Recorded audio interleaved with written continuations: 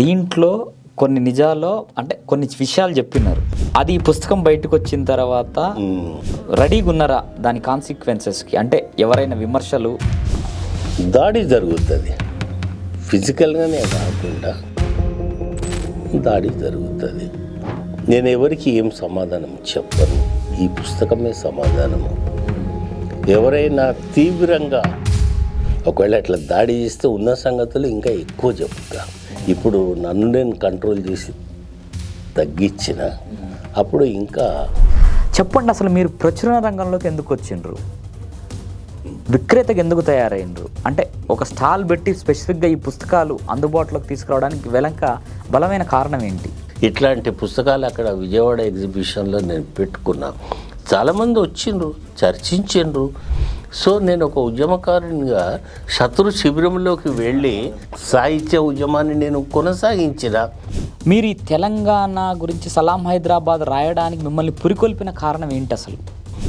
ఒక రచయితగా నా కర్తవ్యాన్ని, ఒక హిస్టారికల్ రెస్పాన్సిబిలిటీని, చారిత్రక కర్తవ్యాన్ని నేను నెరవేర్చిన అని నేను భావిస్తున్నా. 69 ఉద్యమాన్ని గొప్పగా ఏ సాహిత్యంలో రాలేదు. మీకు ఏమనిపించింది అసలు? అంత సక్సెస్ అయింది మీరు ఊహించిండ్రా?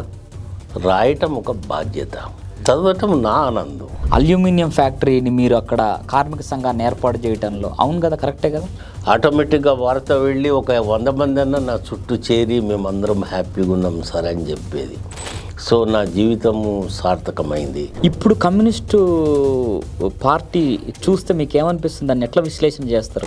రొడ్డకొట్టుడు పద్ధతిలో మార్క్సిస్ట్ సిద్ధాంతాన్ని అమలు చేయటము, అస్తిత్వ ఉద్యమాలు రావటంతో కమ్యూనిస్ట్ ఉద్యమాలు దెబ్బతిన్నాయి. 90 నుంచి ఈ 2040 వరకు మీకున్న ఆ పీరియడ్ని కొత్త పాఠకుడు చదవాలి అన్నా, లేకపోతే పాఠకుడికి అర్థం కావాలి అన్నా సరే చదివితే, దీని గురించి ఒక రచయితగా మీ అభిప్రాయం ఏంటి?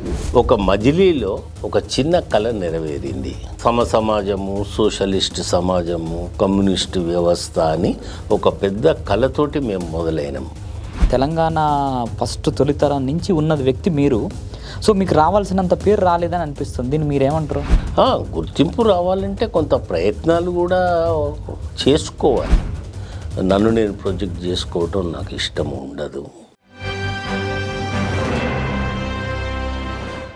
3TV ప్రేక్షకులకి నమస్కారం.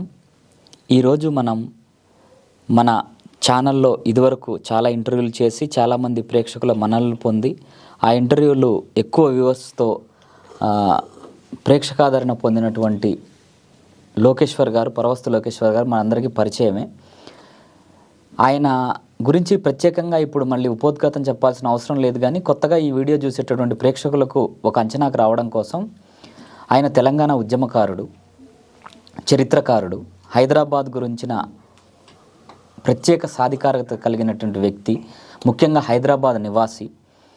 వారు తెలంగాణ ఉద్యమానికి సంబంధించినటువంటి రచనలు చాలా చేశారు. అందులో సలాం హైదరాబాద్ అనేది తెలంగాణ సామాజికంగా కావచ్చు, చారిత్రకంగా కావచ్చు, తెలంగాణ ఉద్యమకారులకు ఒక కరదీపుగా ఉపయోగపడినటువంటి నవల సలాం హైదరాబాద్.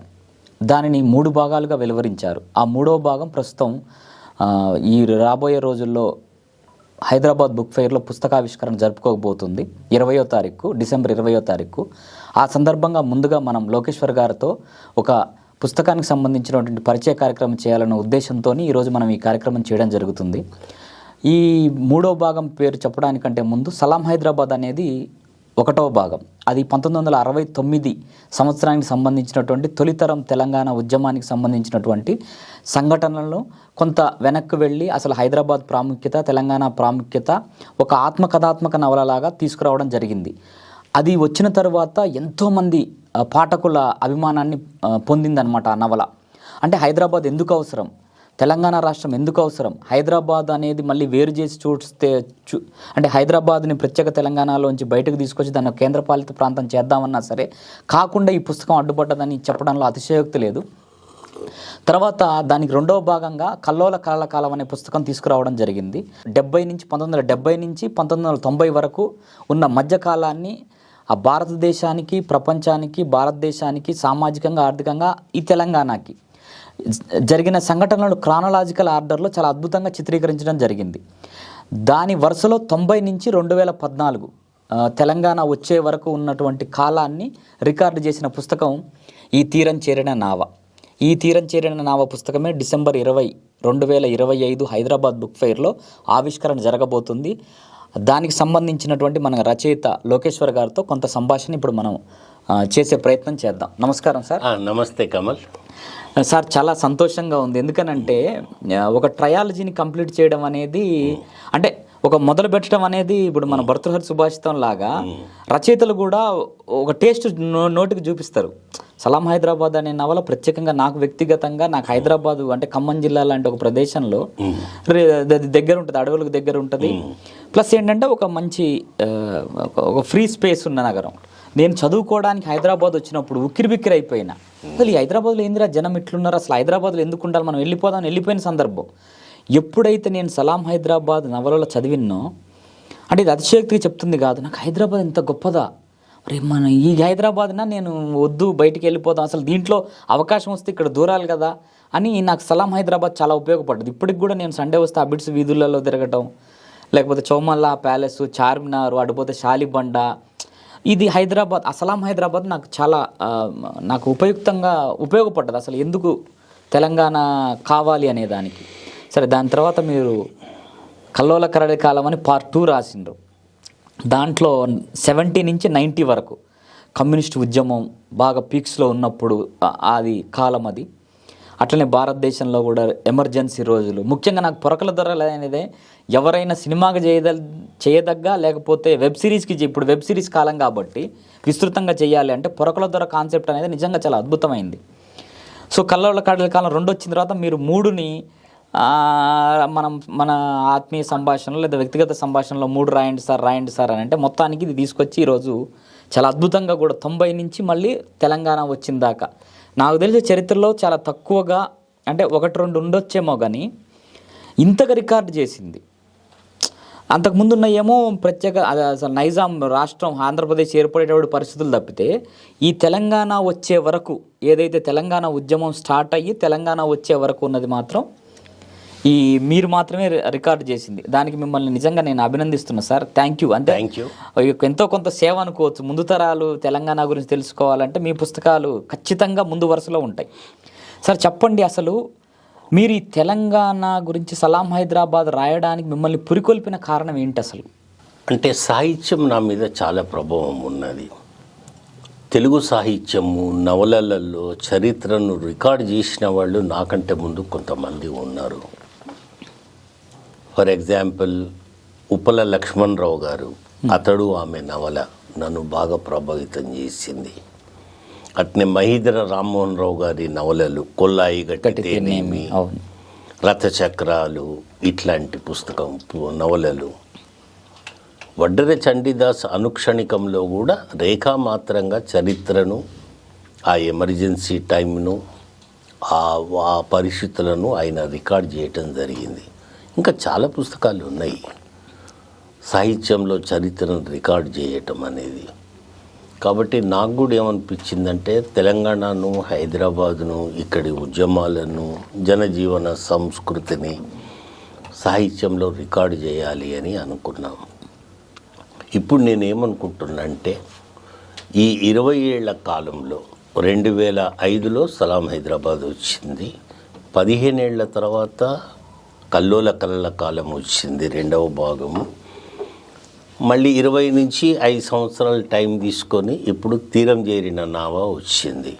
అంటే మొత్తం 20 సంవత్సరాల్లో ఈ ట్రియాలజీ నవలత్రయాన్ని నేను కంప్లీట్ చేసి 70 నుంచి అంటే ఆ 30 సంవత్సరాలు, ఇది 25, మొత్తం 55 సంవత్సరాల చరిత్రను నేను రికార్డు చేయటం అనేది ఒక చారిత్రక కర్తవ్యాన్ని నేను నెరవేర్చిన ఒక రచయితగా అని నాకు తృప్తి ఉన్నది.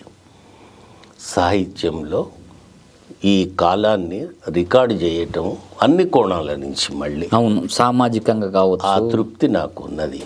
2005లో సలాం హైదరాబాద్ ఆవిష్కరణ చాలా గొప్పగా జరిగినప్పుడు, మహామహులందరూ వేదిక మీద ఉన్నప్పుడు నన్ను మాట్లాడమంటే నేను ఒకటే మాట అన్నా, ఇది నా జిమ్మేదారి, ఇక్కడి భూమిపుత్రుడిగా, తెలంగాణ వాసిగా చరిత్రను రికార్డు చేయటం కోసం సలాం హైదరాబాద్ నవల రాసిన, ప్రస్తుతం అంటే ఆ రోజుల్లో నడుస్తున్న ఉద్యమానికి ఊతంగా ఉండటం కోసం సలాం హైదరాబాద్ రాసిన, నగరాన్ని యూనియన్ టెరిటరీగా చేయకుండా ఉండటం కోసం నగరం యొక్క వైభవోజ్వల చరిత్రను ప్రపంచానికి తెలియజెప్పటం కోసం సలాం హైదరాబాద్ రాసిన, ఇది ఒక జిమ్మేదారీగా ఈ పని చేసిన అని ఆ రోజుల్లో అన్నాం. ఇప్పుడు నేనేమనుకుంటున్నంటే ఈ 3వ భాగం తీరం చేరిన నావ వచ్చిన తర్వాత ఒక రచయితగా నా కర్తవ్యాన్ని, ఒక హిస్టారికల్ రెస్పాన్సిబిలిటీని, చారిత్రక కర్తవ్యాన్ని నేను నెరవేర్చిన అని నేను భావిస్తున్నా. సార్ ఇప్పుడు అసలు అంటే ముఖ్యంగా నాకు అనిపించింది ఏంటంటే, ఆ రోజు మీరు తెలంగాణ తొలి ఉద్యమంలో 1969లో ఉన్నప్పుడు మీరు ఒక విద్యార్థి. ఎస్ దాన్ని ఆ విద్యార్థి దశలో ఎట్లుంటుందని అంటే ప్రతిదీ మన మస్తిష్కంలో రాసినట్టు శిలాక్షరంగా రికార్డ్ అయ్యి ఉంటుంది. సో 2005కి వచ్చేసరికి మీరు ఉద్యోగ జీవితంలో ఉన్నారు. ఏది మన దీంట్లో రాసిన దాన్ని బట్టి 1990లో మీకు ఒక ఉద్యోగం రావడం స్టార్ట్ అయింది. ఆ కల్లోల కడల కాలం ఎండింగ్ లో మీకు ఉద్యోగం వచ్చిందనే ఒక న్యూస్ తోని అది ముగుస్తుంది. Very much. సో మీరు ముందుగా అనుకున్నారా ఇది సలాం హైదరాబాద్ మొదలు పెట్టినప్పుడు ఇది 3 పార్ట్లు వస్తుంది అని, దీన్ని ఇక్కడ ఆప్ చెయ్యాలి అని, లేకపోతే మీ అంటే ఒక స్క్రీన్ ప్లే ఉందా అసలు, అలాంటిది ఏమైనా ఉందా, లేకపోతే దాన్ని 2005లో సలాం హైదరాబాద్ వచ్చినప్పుడు ఉద్యమం అప్పుడప్పుడే మొదలయ్యింది, ఇంకా ఉచ్చదశ చేరుకోలేదు. తెలంగాణ వస్తుందా రాదా అనేది పెద్ద సందిగ్ధ పరిస్థితి. ఆశ అయితే ఉంది, అంటే ఆశ నిరాశల మధ్యన ఊగిసలాడుతున్న కాలం కాబట్టి కోరిక ఉండే, కానీ పరిస్థితులే నన్ను ఈ 3 భాగాలు రాయటానికి ప్రోత్సహించినాయి. మీరు సలాం హైదరాబాద్ ఎందుకు 1969లోనే క్లోజ్ చేసిండ్రు ఒకవేళ రాయాలి అని? ఎందుకు అని అంటే ప్రస్తుత ఉద్యమం అప్పటికే నడుస్తుంది కదా, తెలంగాణ ఉద్యమము. 69 ఉద్యమాన్ని గొప్పగా ఏ సాహిత్యంలో రాలేదు, నవలలలో, నవల రూపంలో, కథ రూపంలో కూడా రాలేదు. అప్పటికి నేను ఒక చిన్న కథ రాసిన ఉద్యమం మీద, కానీ ఇక 69 ఉద్యమాన్ని రికార్డు చేసి ఆ గొప్పతనాన్ని చెప్తే వర్తమాన ఉద్యమానికి అదొక ఊతంగా ఉంటుంది. ఇప్పటి పిల్లలకు ఆ ఉద్యమం యొక్క త్యాగాలు, బలిదానాల చరిత్ర చెప్పినట్టుంటుందని నేను సలాం హైదరాబాదును అండ్ ఏకకాలంలో సైమల్టేనియస్ గల 400 సంవత్సరాల నగర చరిత్రను చెప్పాలన్న ఒక అత్యాశ, మళ్ళీ ఆ ప్రధాన పాత్రధారి యొక్క జీవితం. 69 ఉద్యమం నడుస్తున్నప్పుడు ప్రధాన పాత్రధారి 18-19 సంవత్సరాల వయసులో ఉన్నాడు. అతని బాల్యాన్ని చెప్పటము, కౌమార దశ చెప్పటము అని అంటే అప్పటి సంఘ జీవితాన్ని చెప్పటమే. ఇది అదే అసలు దాంట్లో బ్యూటీ కూడా. అంటే ఒక పాఠకుడిగా నేను చదివిన తర్వాత చరిత్ర పుస్తకం లాగా అట్లా రాయకుండా స్వామి అనే ఒక కథానాయకుడు అంటారా, మరి దీంట్లో ముఖ్య పాత్రధారి అంటారా, ఆ స్వామి జీవితంలో అంటే ఒక జడపాయలాగా, లేకపోతే ఆ నదులు సంగమం లాగా ఆ చరిత్రని ఇతని వ్యక్తిగత జీవితాన్ని కలిపి మూడేసి అది ఎంత బాగా అల్లిండ్రు. అంటే మీది ఫస్ట్ నవల అని రాసిండ్రు సలాం హైదరాబాద్ లో. మీకు ఏమనిపించింది అసలు? అంత సక్సెస్ అయింది మీరు ఊహించిండ్రా? నేనేమి ఊహించలేదు, రాయటమే నా పని. గమ్మత్ ఏంటంటే నేను పెన్ను పట్టుకున్నది 50 సంవత్సరాలకు. అంతకంటే ముందు నేను ఏదో ఆర్థిక రాజకీయ వ్యాసాలు పత్రికలలో రాసేవాడిని, అవి కూడా 1-2. కానీ నేను రచన అనేది నేనేం చెయ్యలేదు 50 సంవత్సరాలకు. ఇప్పటికి కూడా నాకు చదవటం ఇష్టము, రాయటం ఒక బాధ్యత. చదవటం నా ఆనందం, రాయటం ఒక బాధ్యత. సో నేను నా 50 సంవత్సరాలప్పుడు ఇక రాయటం నా బాధ్యత అని నేను అనుకున్నా కాబట్టి సలాం హైదరాబాద్ నవల నేను రాసిన.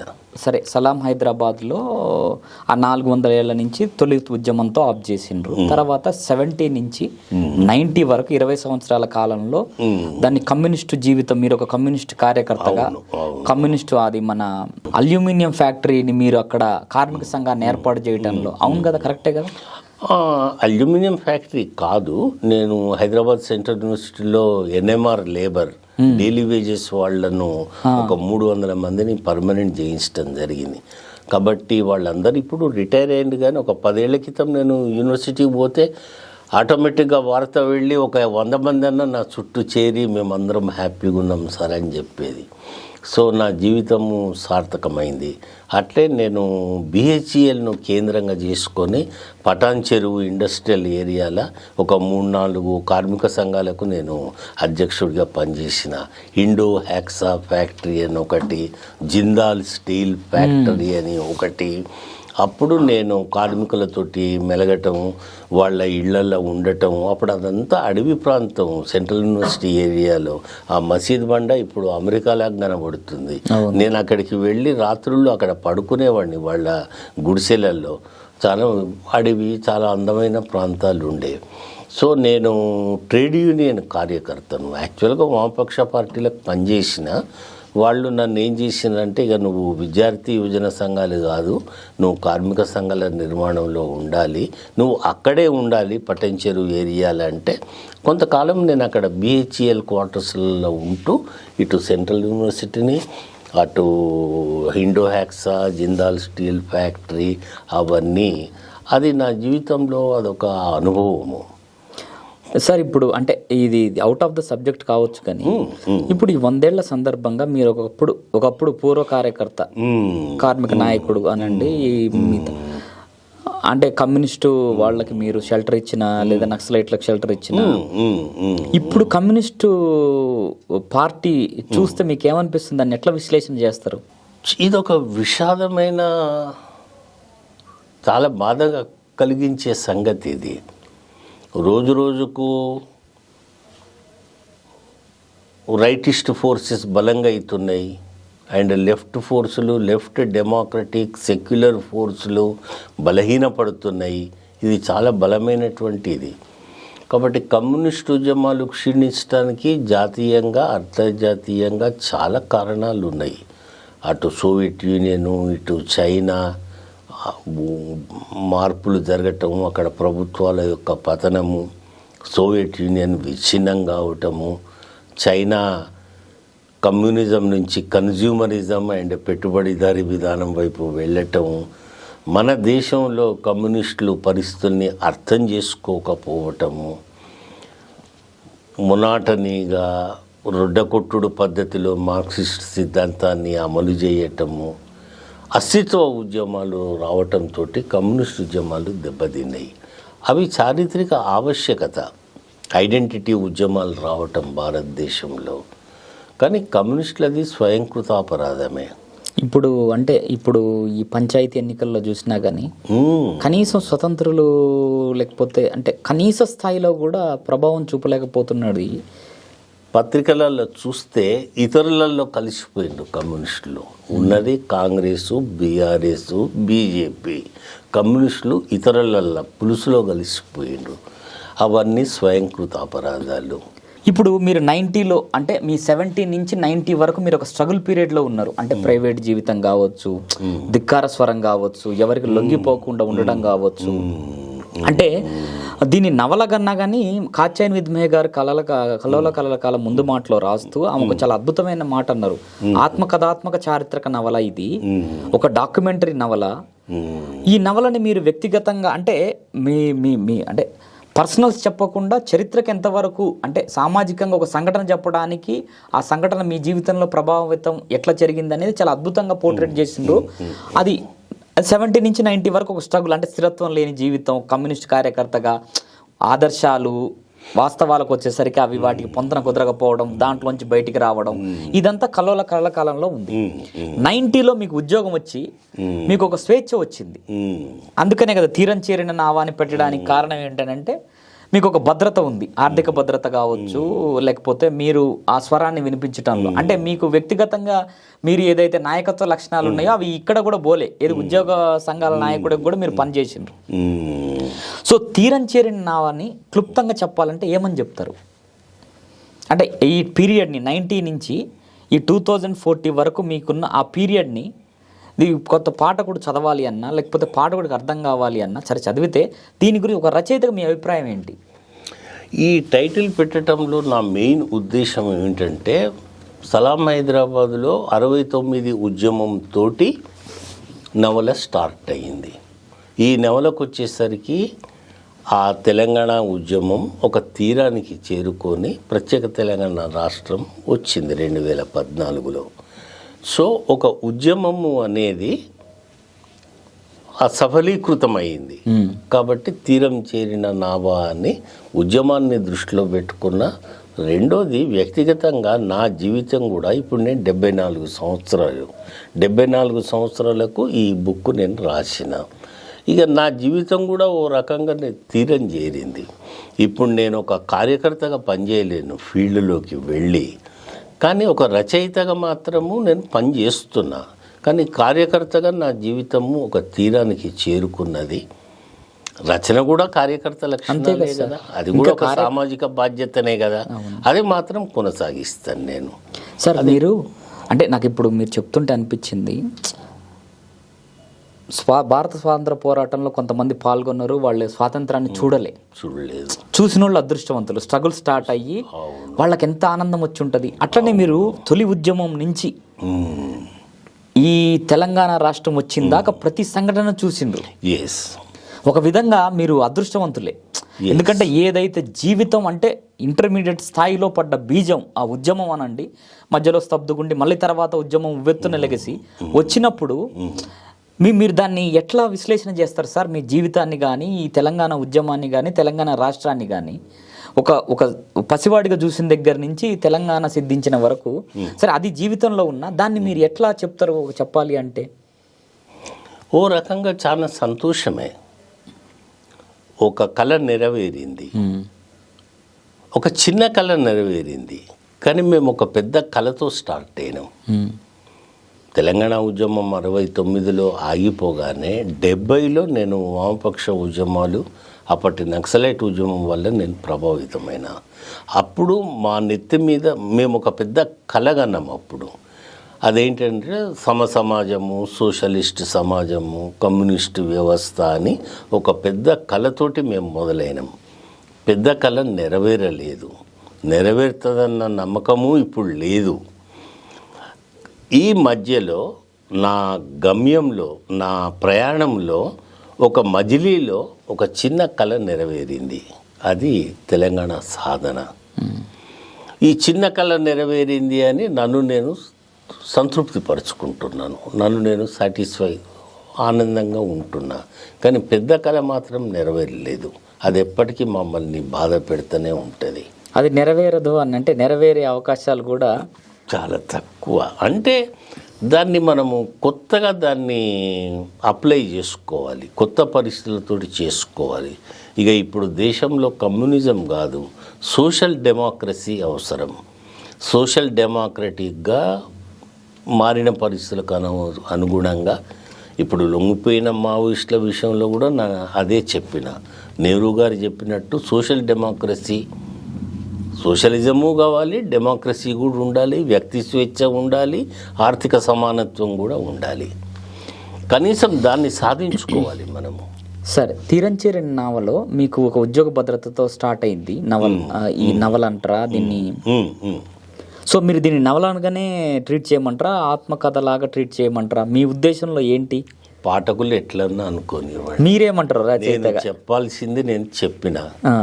ఇది semi autobiographical novel, semi autobiographical novel.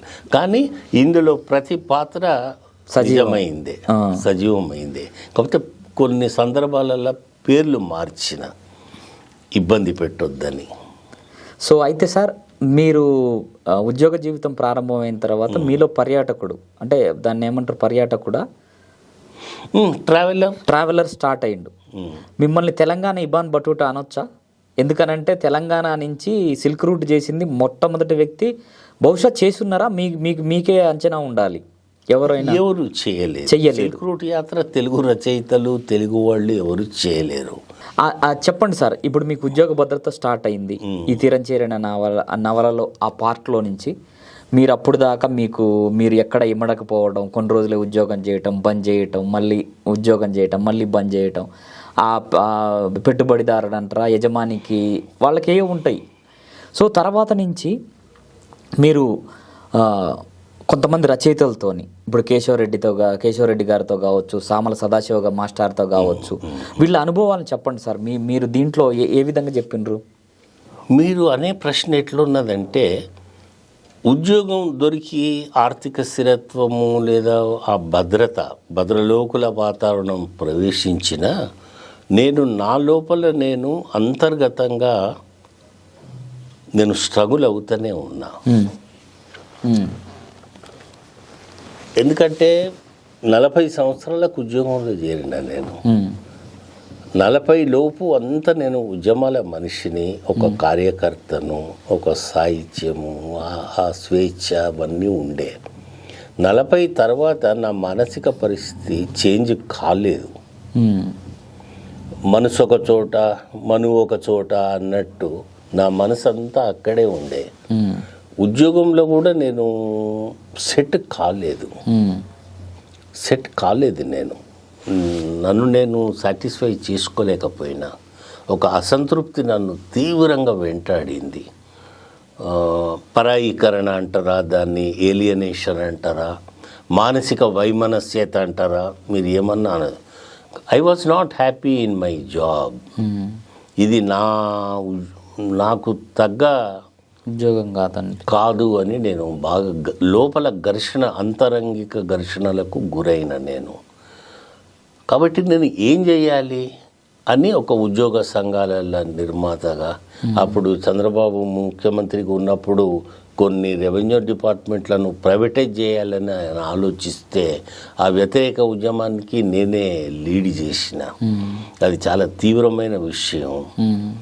టీచర్లు ఉద్యమాలు చేస్తే నష్టం జరగదు, కానీ మాలాంటి వాళ్ళు ఉద్యమాలు చేస్తే ఏసీబీని తగిలించి కృత్రిమ కేసులు బనాయించి అపనిందల పాలు చేసే అవకాశాలు కూడా ఉంటాయి.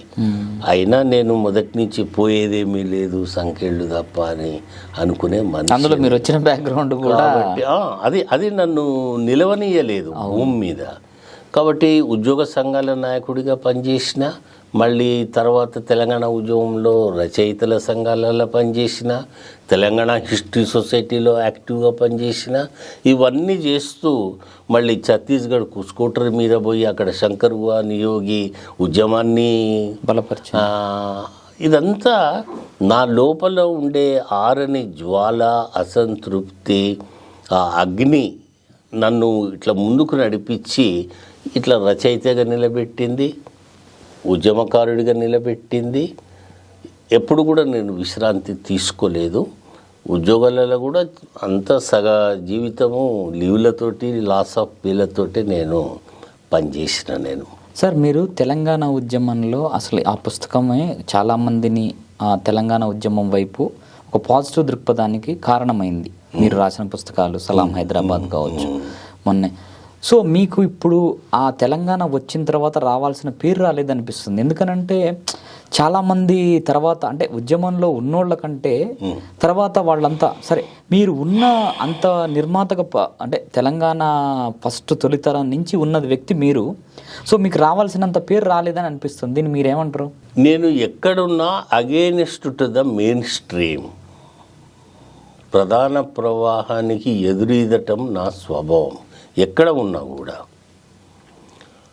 కాబట్టి నేను తెలంగాణ ఉద్యమంలో కూడా నేను కొన్ని అపసవ్య ధోరణులను నేను తీవ్రంగా వ్యతిరేకించిన ఆ సంగతులు ఇందులో ఉన్నాయి. ఉద్యోగ సంఘాలలో కానివ్వండి, రచయితల సంఘాలలో కానివ్వండి, మనుషుల యొక్క వ్యక్తిగత ధోరణులు కానివ్వండి, వాటినన్నిటినీ వ్యతిరేకించడం వల్ల యథార్థవాది లోక విరోధి, లోకేశ్వర్ లోక విరోధి. కాబట్టి నాకు గుర్తింపు రావాలంటే కొంత ప్రయత్నాలు కూడా చేసుకోవాలి. అవి నేను చేసుకోను. నా తత్వానికి అది వ్యతిరేకం. అది ఆటోమేటిక్గా రావాలి. కానీ అంటే నాకు ఆత్మాభిమానము ఎక్కువ ఉంటుంది. నన్ను నేను ప్రొజెక్ట్ చేసుకోవటం నాకు ఇష్టం ఉండదు. నన్ను నిలబెట్టేది నా పనులు. చెప్పిన కదా, సెంట్రల్ యూనివర్సిటీలో 300 మంది, అప్పుడు ఆల్ ఇండియా రేడియో ఆకాశవాణి వార్తలలో కూడా ఆ వార్త వచ్చింది, 300 మంది కార్మికులు రెగ్యులరైజ్ అయ్యిండ్రని. కాబట్టి నా పని నన్ను నిలబెట్టాలి, నా రచనలు నన్ను నిలబెట్టాలి. కానీ అవార్డులు, రివార్డులు, శాలువాలు, నేను శాలువాలు, పూలదండలు ఎప్పుడూ వేసుకోను సార్. నేను ఇది చదివిన వ్యక్తిగా చెప్తున్నా, దీంట్లో కొన్ని నిజాల్లో అంటే కొన్ని విషయాలు చెప్పినారు. అది ఈ పుస్తకం బయటకు వచ్చిన తర్వాత వాళ్ళు సమాధానం చెప్పరా తప్పించుకుంటారా అనేది భవిష్యత్తు చెప్తుంది. మరి దానికి మీరు రెడీగా ఉన్నారా దాని కాన్సిక్వెన్సెస్కి? అంటే ఎవరైనా విమర్శలు, దాడి జరుగుతుంది, ఫిజికల్గానే కాకుండా దాడి జరుగుతుంది. నేను ఎవరికి ఏం సమాధానం చెప్పను, ఈ పుస్తకమే సమాధానము. ఎవరైనా తీవ్రంగా నా మీద రచనాయుతంగా కానీ పర్సనల్గా దాడి చేస్తే ఇంకొక పుస్తకం రాస్తాను, అదే నా సమాధానం. ఎందుకంటే ఇందులో నేను చాలా తక్కువ చెప్పిన, ఒకవేళ అట్లా దాడి చేస్తే ఉన్న సంగతులు ఇంకా ఎక్కువ చెప్తా. ఇప్పుడు నన్ను నేను కంట్రోల్ చేసి తగ్గించిన అప్పుడు ఇంకా సో అన్నీ ఆలోచించే దీంట్లో మీరు, ఎందుకంటే నాకు ఏ ప్రయోజనాలు లేవు, నాకు ఏ అవార్డులు రివార్డులు అక్కర్లేదు. కాబట్టి I'm ready to face anything. ఏముంది, ఎందుకంటే దీంట్లో నేను చదివినప్పుడు సో కాల్డ్ ఎవరైతే ఉన్నారో వాళ్ళల్లో ఉన్నటువంటి మీరు దగ్గర నుంచి చూసినటువంటి దీంట్లో రాసినరు. సో రాసినప్పుడు వాళ్ళు సమాధానం అంటే పేర్లు, సో పాత్రల పేర్లు మార్చినా కానీ పాఠకుడికి అర్థమవుద్ది. సో అర్థమైనప్పుడు కొంత అంటే ఓహో ఇదా అని తెలుసుకునే అవకాశం ఉంటుంది. సో నేను ఆ ఉద్దేశంతో అడిగిన, మీరు దీంట్లో అంటే విమర్శలకు ఎక్కువ అంటే కొంతమంది దీన్ని అభిమానిస్తారు, కొంతమంది వ్యతిరేకిస్తారు, అంతేగా స్తబ్దుగా ఉండకుండా ఉంటుంది. మొత్తానికి పుస్తకం అయితే ఒక సంచలనం క్రియేట్ చేస్తుందని నేను బలంగా నమ్ముతున్నా. సో ఆ ఉద్దేశంతో నేను మీరు అడగడం జరిగింది. సో గోపీచంద్ అసమర్థుని జీవయాత్ర, అందులో ఒక ప్రముఖ కవిని దృష్టిలో పెట్టుకొని అతని స్వభావాన్ని స్పష్టంగా చెప్పిండు. అందులో పేరు మార్చిండొచ్చు, ఆ ప్రముఖ కవి ఎవరు అనేది బాగా సాహిత్యం తెలిసిన వాళ్లకు తెలుసు. సో తప్పదు, కానీ డైరెక్ట్గా నేను ఎవరి పేర్లు పెట్టలేదు. అవును, ఆ స్వభావాలను చిత్రించిన, నేను వ్యక్తుల స్వభావాలను నేను చిత్రించిన. ఈ ఉద్యమంలో అటు కమ్యూనిస్ట్ ఉద్యమంలో, ఇటు ఈ బూర్జువా తెలంగాణ ఉద్యమంలో, బూర్జువా ఉద్యమమే ఇది, ఇందులో పెద్దగా మనం ఏమీ ఆశించలేం. మనం ఇలా ఈ ఉద్యమంలో కూడా వ్యక్తులను నేను దగ్గర నుంచి చూస్తే వాళ్ళ తాపత్రయాలు, వాళ్ళ స్వార్థాలు, వాళ్ళ యొక్క సెల్ఫ్ ప్రమోషన్స్, కొంతమంది ఒక లక్ష్యం పెట్టుకొని ఉద్యమంలోకి వచ్చి వాళ్ళు నెరవేర్చుకున్నారు కూడా ఆ లక్ష్యాలు దీంట్లో ఇటువంటి మనుషులను. కాబట్టి మరి ఉద్యమం యొక్క ప్లస్ పాయింట్లే కాకుండా అదర్ సైడ్, డార్క్ సైడ్ కూడా చెప్పాలి కదా రచయిత. కాబట్టి ఆ కర్తవ్యాన్ని నేను ఈ పుస్తకంలో నేను నెరవేర్చుకున్నా. ఇప్పుడు 2014 తెలంగాణ వచ్చిన దాకా ఈ పుస్తకం ఉంది. దాని తర్వాత కాలం అంటే ఏదైతే ఇప్పుడు దాకా ఉందో ఆ పరిపాలనా కాలాన్ని ఇంకో పుస్తకంగా రాసే అవకాశం ఏమైనా ఉందా సార్? మొన్న ఒక మంచి మేధావి మిత్రుడు నాతో అన్నాడు, ఇది ఆఖరి భాగం అని ఎందుకు రాసిండ్రు, అట్లా అనకపోతే బాగుండేది అంటే. ఆయన ఉద్దేశం ఏమిటంటే 14 తర్వాత ఆ తెలంగాణ ఏర్పడ్డ తర్వాత పరిస్థితులు ఏంటి అనేది ఉందంట. మరి రాస్తానో ఏమో, రచనను అయితే నేను వదిలిపెట్టాను. నేను ఇంతటితోటి నేను అస్త్ర సన్యాసం ఏమి చెయ్యను. మరి చూద్దాం. ఇంకో సంగతి, ఇంత టైం ఎందుకు తీసుకున్నాను నేను? అదే 2005 నుంచి 15 ఏళ్ళు అందరు నన్ను కోపడ్డారు, ప్రేమతోటి కోపడ్డారు. ఇంకెప్పుడు రాస్తావు, ఇది రాయకుండా నువ్వు, ఎందుకంటే నాకు పెద్ద పెద్ద ఆరోగ్య గండాలు వచ్చినాయి ఈ మధ్యలో, ఇది రాయకుండా నువ్వు పోవద్దు అపకీర్తి అపనింద వస్తుంది రాయకపోతే అని.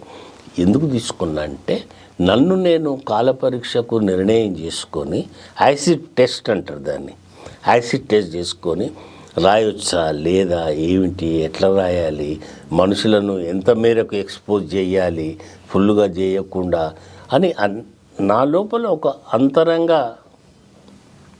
సెల్ఫ్ రెట్రోస్పెక్షన్లు అవన్నీ చేసుకోవటానికి ఇంత టైం పట్టింది. నేను తొందరపడి గబగబా రాయలేదు ఏది కూడా అట్లా. సార్ ఇప్పుడు మీరు ఒక రచయిత, మీకు పాఠకుడిగా మీకు ఇష్టం అన్నారు, పాఠకుడు, పర్యాటకుడు, మిగతా అన్ని విషయాలను పక్కన పెడితే నాకు మీరు పరిచయం అయింది ఒక పుస్తకాలు అమ్మే వ్యక్తిగా. నేను ఫస్ట్ నాకు అనుభవం కూడా గుర్తుంది. బాబు ఇట్రా అని పుస్తకం కొను అని, ఈ పుస్తకం చూడు అంటే ఒకటే పుస్తకం ఉంది, ఏంది ఒక పుస్తకం అమ్ముడు అనే ఒక భయంతో నేను విజయవాడ బుక్ ఫెయిర్లో, కానీ ఖమ్మం వచ్చిన తర్వాత అది నాకు ఎంత మేలు చేసిందంటే మీ దగ్గరికి వచ్చి మాట్లాడడం, శివకోటి గారితో పరిచయం, శివకోటి గారు కూర్చొని సలాం హైదరాబాద్ నేను వ్యాసాలు చదివినా, ఈ పుస్తకం గురించి కూడా చదివినా అని కొనడం, తర్వాత నేను చదవడం. చెప్పండి అసలు మీరు ప్రచురణ రంగంలోకి ఎందుకు వచ్చిండ్రు, విక్రేతకు ఎందుకు తయారైనరు? అంటే ఒక స్టాల్ పెట్టి స్పెసిఫిక్గా ఈ పుస్తకాలు అందుబాటులోకి తీసుకురావడానికి వెనక బలమైన కారణం ఏంటి? ఇది సాహిత్య ఉద్యమంలో ఒక భాగం. నన్ను ఒకప్పుడు గ్రంథాలయ ఉద్యమం బాగా ప్రభావితం చేసింది. వట్టికోట ఆళ్వార్ స్వామి, కోదాటి నారాయణరావు, జమలాపురం కేశవరరావు ఇట్లాంటి మహామౌలందరూ అప్పుడు నైజాం టైంలో ఒకే ఒక్క సిరా చుక్క లక్షల మెదళ్లకు కదలిక అన్న ఆశయంతో వాళ్ళు గ్రంథాలయ ఉద్యమము నడిపినరు. ఆ చరిత్ర మీకు తెలుసు.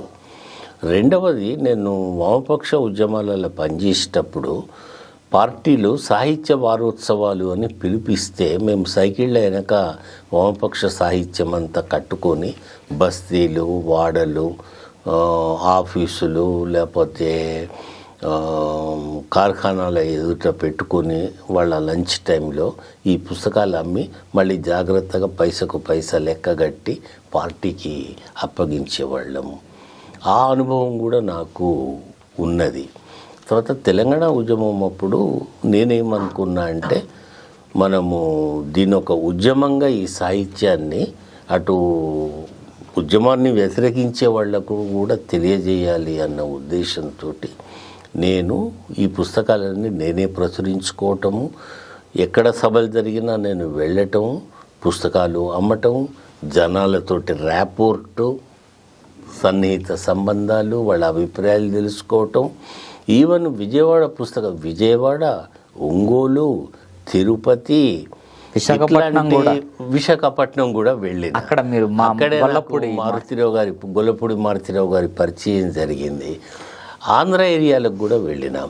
అప్పుడు నేను మా రచయితల సంఘంలో ఒక ప్రపోజల్ పెట్టిన, మనం ఎంతసేపు గుడుగుడు గుంచెం గుండె రాగంలాగా తెలంగాణలోనే మన సాహిత్యాన్ని మనమే ఇది చేస్తున్నాము, అటు కూడా ఆలోచించే వాళ్ళు ఉంటారు, వాళ్ళను కూడా కన్విన్స్ చేయటం కోసం మన సాహిత్యాన్ని అక్కడ ఎందుకు మనము అమ్మకూడదు అంటే వాళ్ళ పేర్లలో. అవును, అంటే చాలామంది భయపడ్డారు, తీవ్ర వ్యతిరేకత వస్తుంది, దాడులు జరుగుతాయి, ఎందుకు వచ్చింది అన్న.